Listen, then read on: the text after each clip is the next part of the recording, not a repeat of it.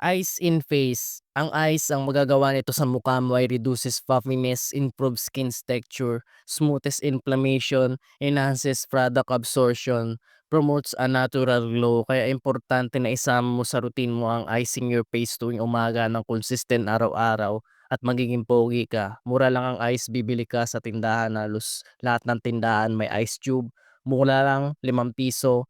Ice is always available in cheapest looks maxing product kaysa bumili ka ng toner na kemikal na kaparehas lang ng ginagawa nito sa ice at mas natural compared sa mga chemical product. Mental health.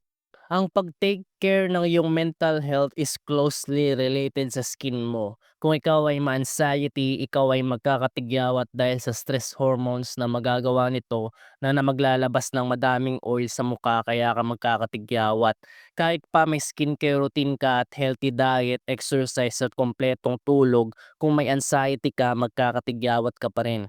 Kaya importante na i-take care mo ang mental health mo. Ang paraan na malagaan mo ang mental health mo ay I always think positive all the time. Kung may anxiety ka na pangit ka at ni-reject ka ng crush mo kasi pangit ka, lagi mong tatandaan, ang looks maxing takes 6 months or years para mabago ang mukha mo para maging pogi ka. Keep consistent na gawin mo lang ang looks maxing routine mo at magiging pogi ka din.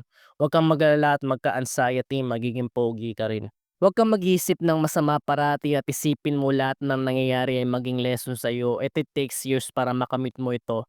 Kung nalaman mo at ginagawa mo itong looks maxing routine ng consistency araw-araw, you are already ahead sa mga normie na mga tao. Kaya huwag kang mawala ng pag-asa. It's not over until you win your crush. Huwag kang manood ng mga depressing black pill content dito sa YouTube na nagti-trigger ng anxiety mo.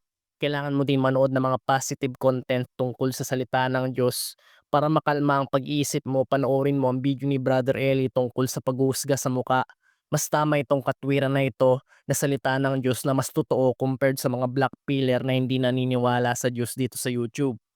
Yes, totoo na ang mga babae ay mahilig sa pogi at sobrang choosy nila dahil madaming opsyon.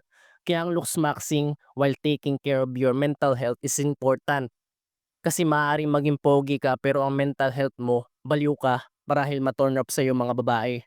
Looks maxing is the only first door ng opportunity na maging open sa'yo mga babae, and the rest is personality and so on.